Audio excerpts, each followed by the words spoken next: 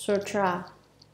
There was Vajra his son, the king Ajatasattu, with his retinue of several hundreds of thousands of followers. Each made obeisance to the Buddha's feet, withdrew to one side, and sat down. Commentary. There was Vajra his son, the king Ajatasattu. Vajra is Sanskrit and means consider. Vajra had a son named Ajatasattu. Ajatasattu means hated before birth.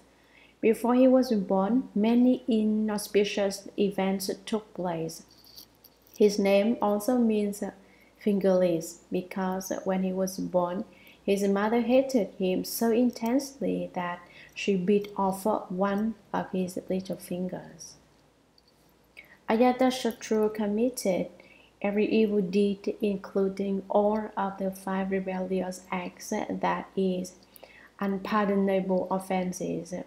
He 1. Killed his father. 2. Killed his mother. 3. Killed an arhat, a certified sage. 4. Shed the Buddha's blood. One time he threw a rock at the Buddha and it hit him on the foot and drew his blood. And 5. Broke up the harmony of the Sangha. Those of you who have read the Sutra of the 16 Contemplations will know the causes and conditions surrounding these events.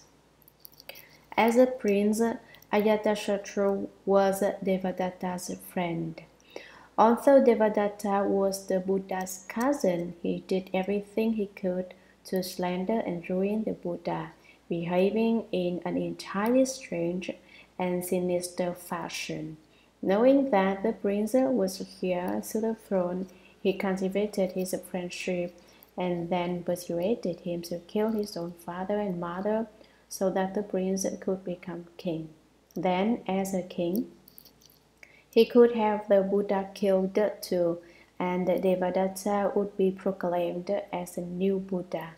As a new king and the new Buddha, the two of them could then together rule the world.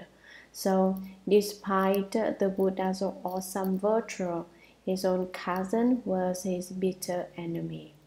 Acting on Devadatta's ill advice, the prince had his father imprisoned in a dungeon surrounded by 7 walls.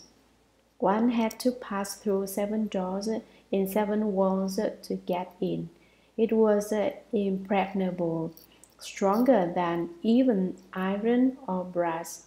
He denied him food and water until he was on the verge of starvation. Such were the prince's commands, and with the king in jail, no one dared protest them. Because Vaidehi loved her husband very much, she managed to sneak in to see him. In those days, women wore head ornaments studded with hollow beads. Vaidehi filled the beads with grape juice. Wearing them on her head, he stole in to see her husband and gave him the juice to drink. What kind of a son had they given birth to who would want to starve his own father to death? When the king had drunk the grape juice, the two of them sat there in the jail cell and began to cry. The king thought, Shakyamuni Buddha is a greatly enlightened one, complete with all knowledge. He certainly knows how I have been suffering here in jail. He should rescue me. Just as he thought of the Buddha knew, and he sent great Maudgalyayana, his disciple, to speak the Dharma to him every day and teach him how to cultivate and apply effort. Vaidehi bowed in the direction of Mount Garakuta, where the Buddha resided. When the Buddha himself came to see her, and she wept, saying, This world is too full of suffering. I don't wish to dwell in it anymore. I want to find a better world where I won't have to undergo so much pain. My own son wants to kill me. What is the good of remaining in this world? She asked the Buddha to point out a bright road for her rebirth in another world. The Buddha spoke the Sutra of 16 Contemplations, which are 16 methods of contemplation, teaching on how to seek rebirth in the Western land of ultimate bliss by reciting the name Namo Amitabha Buddha. Vaidehi and her husband cultivated that Dharma accordingly, and later were reborn there. King Ajatasattu killed his mother and father, created disharmony within the Sangha, killed arhats, and shed the Buddha's blood. These 5 rebellious acts basically cannot be repented of. There is no way to save one who has committed them. However, later, realizing his mistakes, he stood before the Buddha, wept bitter tears, and brought forth deep repentance. Because he completely reformed himself, the Buddha relieved him of his offenses. Thus, he was able to attend the Dharma Flower Assembly. King Ajatasattu was the foulest and most evil of men, but he later reformed his faults and went towards the good. He came to the assembly with his retinue of several hundreds of thousands of followers. Kings, great ministers, and the common people, all of whom came to hear the sutra. Each bowed his head at the Buddha's feet, withdrew to one side, and sat down. The above-mentioned gods, dragons, and the entire eightfold division, as well as all the people, bowed to the Buddha. Then they returned to their proper places and sat down. Sutra. At that time, the world-honored one having been circumambulated by the fourfold assembly, presented with offerings, honored, venerated, and praised. Commentary. Bhikshus, Bhikshunis, Upasakas, and Upasikas are the 4 assemblies of disciples. It might also be said they are 1. The initiating assembly, 2. The interlocutory assembly, 3. The influential assembly, and the assembly which creates affinities. Bhikshus, men who have left home, and Bhikshunis, women who have left home, are the 2 assemblies of left home disciples. Upasakas are male lay pupil, Upasikas are female lay pupil. Together they make up the 2 assemblies of those at home. These are the 4 assemblies of disciples. Upasakas and Upasika are Sanskrit words which mean men who draw near and serve, and women who draw near and serve, respectively. They draw near the monasteries and the temples and the triple jewel to aid and assist them in their affairs. They make up the 2 outer assemblies, the Dharma protectors. Bhikshu has 3 meanings. 1. Mendicant, 2. Frightener of Mara, and 3. Destroyer of evil. Bhikshuni also has these 3 meanings. There are the 2 inner assemblies, the Buddha's retinue, the assembly which practices the Dharma.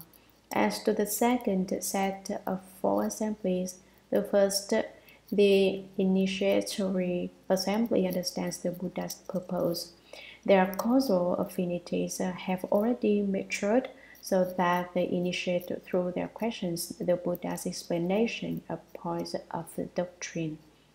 They have wisdom and the ability to devise provisional methods, that is, the wisdom to set up clever expedient devices.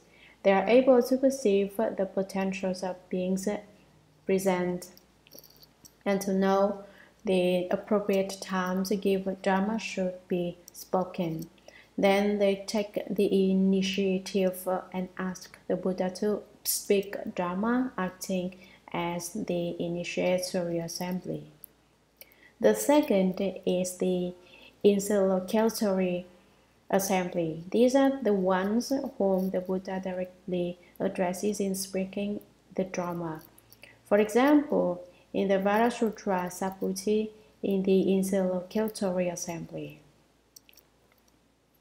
In the Amitabha Sutra, Shariputra is the interlocutor, along with all the other great bodhisattvas and great arhats. The other sutras all have their interlocutory assemblies as well. In the Shuragama Sutra, for example, Ananda is the interlocutor along with the 25 sages. The third is the influential assembly. Those in this assembly already understand the Buddha Dharma and they do not necessarily need to hear it preached. These great bodhisattvas have already frequently heard the Buddha speak Dharma, but they still come to support the Dharma assembly and act as an influence on the others on who see them and think the great bodhisattvas have come to hear the sutra, and so they too delight in listening. Without the great bodhisattvas in the audience, they might have thoughts of disbelief. Nobody comes to listen to the sutra. They might think, probably the sutras the Buddha speaks are meaningless. But when the great bodhisattvas comes to hear the sutra, their hearts, the bhikshus and bhikshunis, upasakas and upasikas see them and think, the great bodhisattvas have come. Their hearts grow faithful and sincere. They stare unblinkingly.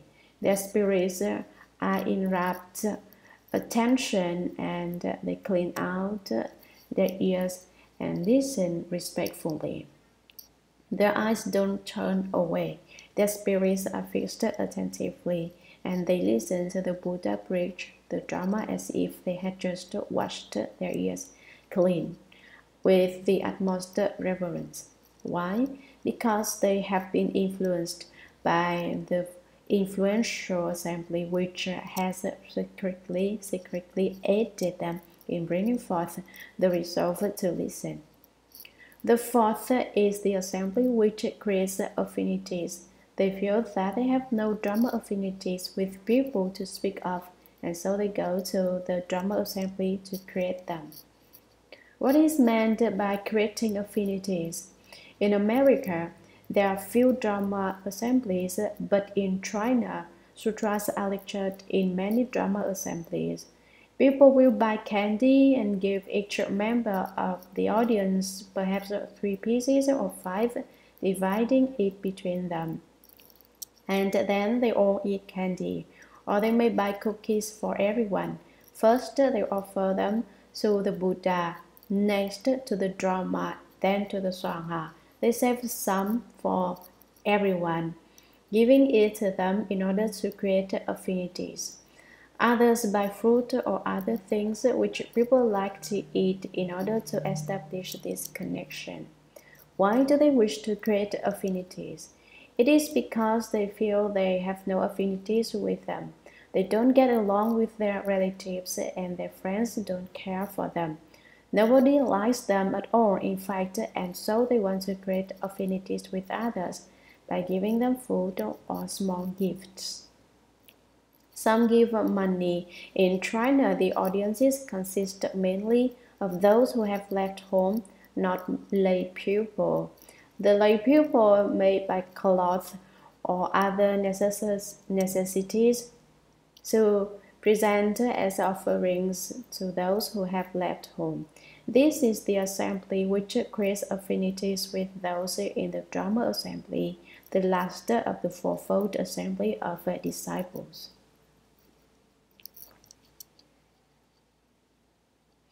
At that time, the world honored one having been circumambulated by the fourfold assembly.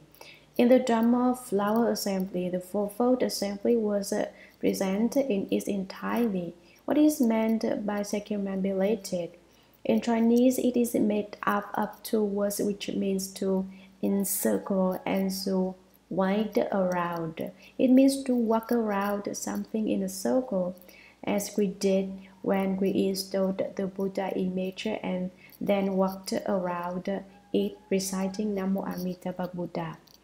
The in Buddhism as a matter of ceremony, one circumambulates the Buddha 3 times, keeping the Buddha to one's right, in other words, a clockwise circle.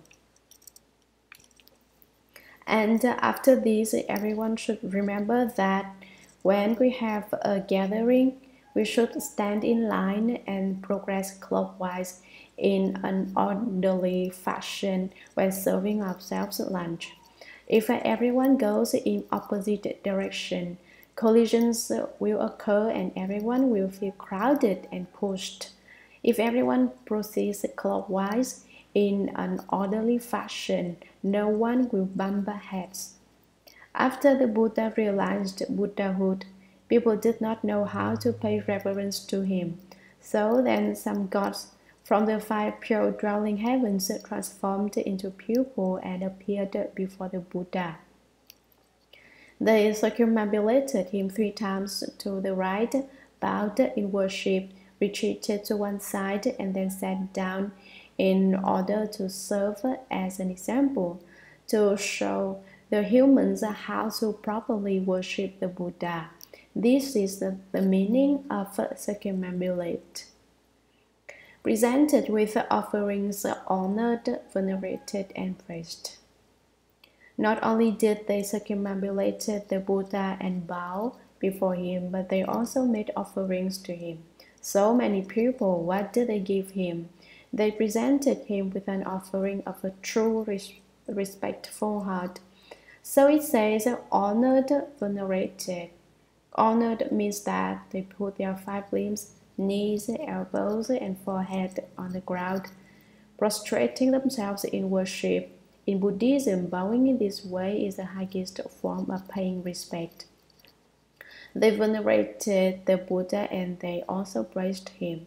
We are praising the Buddha when we recite sutras or verses, as for example, the verse in praise of Amitabha Buddha, which begins, Amitabha's body in the color of gold.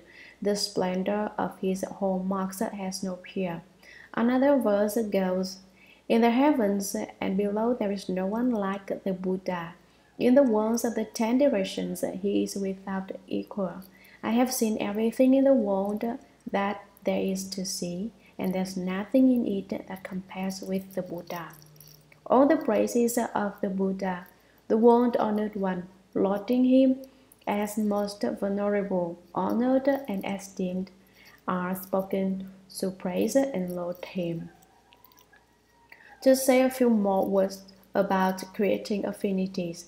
It is extremely important to do so, for if you do not, no matter how well intended you are towards someone, they will be displeased with you. Why is this? Because no affinity exists between you. Long ago, there was an extremely intelligent Dharma master who could memorize the sutras after simply reading them once. He was not as dull-witted as I am. I have to read them 3 times before I can remember them. He could remember them after the first reading. He could also lecture on all the sutras. He did it so well that because of his unobstructed eloquence, even the gods came to hear him. However, although the gods came, no one came to hear him. Why did the gods attend? Because his lectures were just too wonderful. Why didn't any people show up? Because he simply had no affinities with people. Since he was wise, he understood the reason, the workings of cause and effect behind it, and he went to live in the mountains. He bought a lot of rice and sat in the mountains and fed the birds. From morning to night, he recited the Great Compassion Mantra and the Suragama Mantra over the rice, and contemplated all the birds, thinking, all the birds who eat my rice shall in their next life become people, casting off their animal bodies. He continued to spend his days feeding all the birds on the mountain, and the birds spread the word among themselves that there was food. The news passed down the grapevine, and soon they came in great flocks to eat rice. He did this for 20 years and then went back down the mountain and began lecturing on the sutras again. This time things were entirely different. The young people in the area flocked to listen to his lectures. Not only did they listen, but they were extremely respectful of him and honored him with 5-point prostrations. They were obedient and did exactly as they were told, completely faithful to him. And where did the young people come from? They were the birds who had cast off their bird bodies and become humans, because they had been nourished by the Dharma Master's Dharma food and obtained such benefit. As pupils, they did not forget the kindness he had shown them and came to support him. Here we have 3 masters, 4 including myself, and when I lecture, I don't care if anyone listens or not. But in the future, if no one comes to listen to your lectures, you can go feed the birds. After you've fed them, there will be plenty of pupils to listen to you. Because the Dharma Master created affinities with the birds, when the birds became pupils, they came to hear the Buddha Dharma. So, everyone should pay attention to this point and seek to create affinities with everyone. This is why you should not lose your tempers or rage at people. If you do that, you will have no affinities with them and you'll turn into loner Dharma masters. No one will believe in you, and wherever you go, no one will make offerings to you. In the future, you may even starve to death, but it's not for sure. Today I will explain making offerings. Offerings should be made with a true heart, with a sincere heart. What is a true heart? And what is a sincere heart? With a true heart, you give up that which you cannot give up. That's the true heart. It means giving up that which you love most. You can renounce it. That's the true heart. What is the sincere heart? A sincere heart is an unscattered heart. With a sincere heart, when you do something, you do it straightforwardly with great earnestness. It also means to turn your thoughts to one, so have a single heart, not 2 hearts when making offerings. Long ago, there was a beggar who saw that everyone made offerings to the triple jewel in order to foster merit and virtue. He thought that although he didn't have much money, he would use all the money he had to buy a pint of oil and present it as an offering to the permanent dwelling, the temple, the triple jewel, the Buddha, Dharma, and so on. The abbot of the temple had attained the penetration of the heavenly eye, and when the beggar arrived at the temple gate, the abbot was there to greet him. He escorted him back to the temple, inviting him to his own quarters, and was most attentive to him. He even asked him to stay for lunch. Not long after that, another man who was very rich sent a load of oil, about 200 or 300 pounds, several hundred times the amount the beggar had given as an offering to the triple jewel. However, the abbot merely sent the guest prefect to greet him and did not go himself.